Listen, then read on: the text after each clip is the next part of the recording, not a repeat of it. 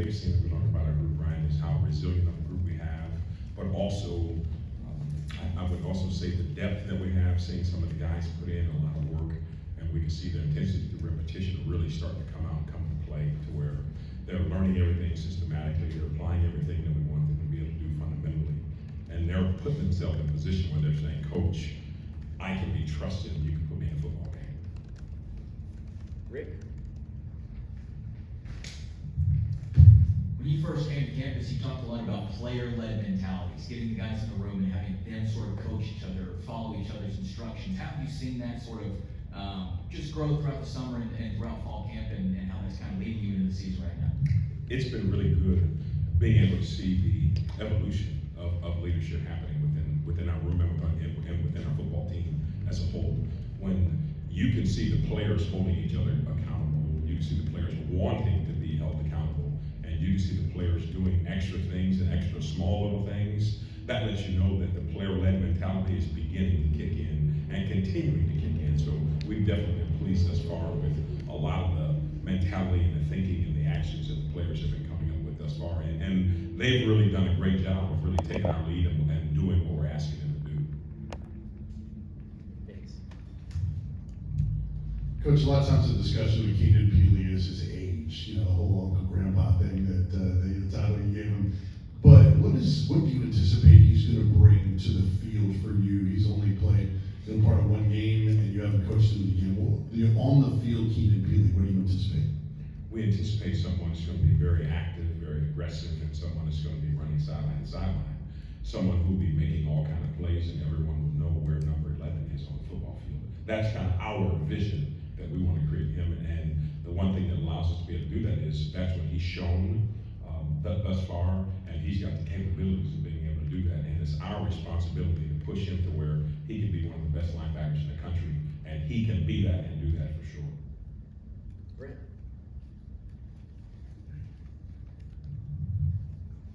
How do you know when your group has had enough work to be a good tackling team, to be a good tackling unit to start the year? Where do you feel like your tackling is right now? That's one question you really never know. You don't know that until you're really actually in the battlefield doing it. The one thing that we do is we do practice our tackling often and all the time, but sometimes that's the one question where as a coach you're sitting back in the corner like, oh my gosh, please let's make sure this never shows its face. But from a teaching standpoint, you want to make sure that you always teach tackling to where whenever we're in some kind of padded day, there's going to be some tackling all the time to make sure you can get your players in position where their footwork and body position is where it needs to be so we can make those plays. But you really don't know until you're in the battlefield and it's there. Did you feel like you tackled well in the scrimmages? Yeah, from a scrimmage standpoint, yes. And one thing that we try to do is to make sure that we always, as well, take care of our football team. And that's what we've really seen, I think, a lot of growth and maturity happen on our football team, how everybody's taking care of each other.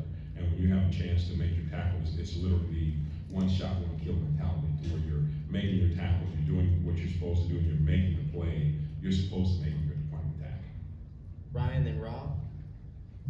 Just on a similar note, when you're weighing the individual pieces in your room, how much value do you put on actual game reps and game film compared to the total body of work from over the camps? It's a little bit of both, yeah, and some of it is when you think about just everyone in our room, there's not a lot of individuals who are kind of quote unquote returning that have a lot of game footage. So I have to go off of what I've seen and the ability to put them under some adverse conditions in practice and to see how they thrive in those moments.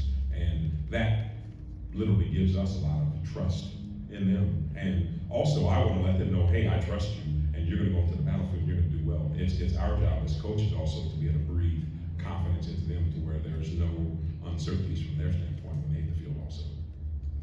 Coach, how specific are the skill sets you want in each position? I guess in the depth chart, can T-Lander and Caleb Perry, can they both come in and play either position? Yes, and that's something that we want. Now, when you think about the body types, there's some different things that T-Lander can do versus Caleb Perry when you just look at the two body types. But we think they could both go in and apply the jobs and do the things that they're supposed to do. And one thing that we always want to do is to let our players know, even from a recruiting standpoint, you're going to be recruited to be a dual player. We never want to back you into a corner and say you only can do one thing, because if you want to make this your occupation, the more things you can do, the more value you're going to have Coach, what's the biggest jump you've seen in Arion Carter when you look back at his film from last season compared to where he is now, and what kind of camp has he had overall? I think the biggest jump that I've just seen overall from Arion Carter is just his level of preparation. You'll see he's someone where he will be the first person in the building, and during camp, he stayed here every day. He was in the film when we left. He was in the film room sending text messages about things that were going on during that particular day, or things that could have been going on or happening for the next day. To see his level of preparation and to see the things that he's doing for the group and for the team and for the unit on defense, that's what you want to see from a coach. So seeing his growth is probably one of the better things that I've been able to see. When you see him run, it shows up immediately that he is someone who can run fast and hit hard, and that's what we love to see. Wes. Yeah, well, the question I was gonna ask was sort of asked a minute ago, so I'll spin it, or try to spin it, I guess. How many guys do you feel comfortable playing right now, you know, in a game that's competitive? How do you feel about the depth overall? We feel pretty good about our depth overall, and there's, for us, if you understand the system, you make the plays you're supposed to make at the point of attack, and you know how to drive our defense, you'll have an opportunity to play.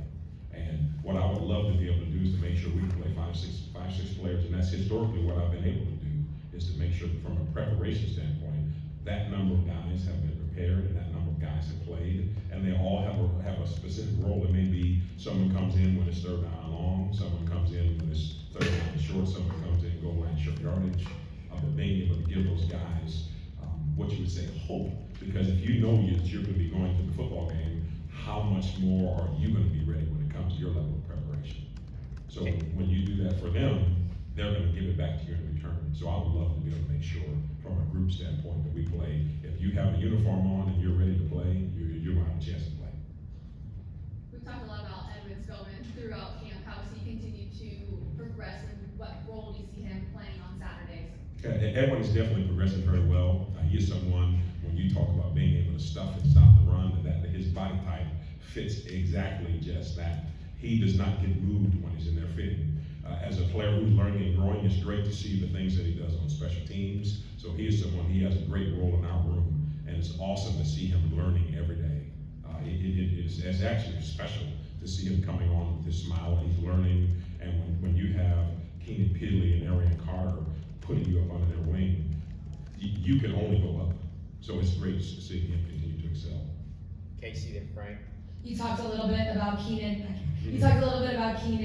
Just how would you describe his drive and readiness to get back on the actual game field, since he only has that one game under him as a Vol? It's for him. He is kind of mature beyond his age or time, but we all know he's a little more mature than everyone else. So it's kind of an oxymoron in the room. But to see his mindset, he knows he's just ready to go play. The good thing about this is he's had the opportunity and the exposure to be around a lot of good people, a lot of good coaches, a lot of good players. So he knows how to have himself ready and prepared to do his job on game day. I just can't wait to see him be able to go and apply it. That's our responsibility as coaches, to see him be able to be able to go do that. So he's ready, his mindset is right, and he knows he's doing everything he can to help the rest of the guys around him to be even better. Coach, back here. Yesterday, a big talk was the depth chart that we all got and how many kind of potential starters were listed. What goes into the strategy of releasing a depth chart without that certainty, and how much is it just you don't have to show all your cards, so you won't? Well, a lot of it is when you have competition at those respective positions. That's kind of how you may feel as a coach. Just for example, in the linebacker room, you can pick any two players, and they're going to be able to go apply their job and do what they're supposed to do as starters. And that's kind of how we feel as a staff. So when you see someone who may be in a war scenario, we feel pretty good about the next person being able to come in and being able to compete at a high level to help us compete for a championship. Last two, Adam and Patrick. You talked about Arion growing and sort of his responsibilities in the film room. He's put in the hours. How is his understanding of the film that he's looked at? How have you seen him grow in that way? And that's where he and I have gotten closer. From my perspective, being able to help show him what he's looking at while he's looking at film or while he's watching film. So that's where he's really had the chance to really sharpen his laser just the conversations that he and I have when we're working in the film room.